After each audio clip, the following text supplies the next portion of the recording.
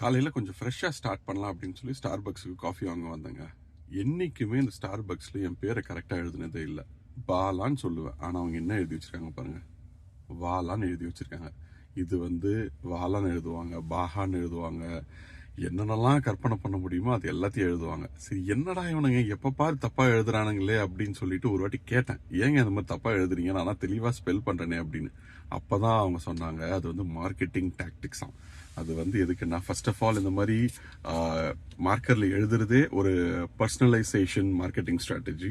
அது இல்லாமல் அதை தப்பாக எழுதுனா நம்ம எல்லாரும் அதை ஃபோட்டோ எடுத்து போஸ்ட் பண்ணுவோம். இதை கரெக்டாக எழுதிட்டா ஒன்றுமே இல்லை, காஃபி வாங்கணுமா குடிச்சோமா போனோமான்னு போயிடுவோம். இதை தப்பாக எழுதணும்னா அதை பற்றி நம்மளுக்கு போடுறதுக்கு தூண்டும்.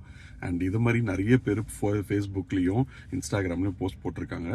ஸோ இது ஒரு புது மார்க்கெட்டிங் புதுசு இல்லை, ஸ்டார்பக்ஸோட marketing technique to get attention and to get free advertisement.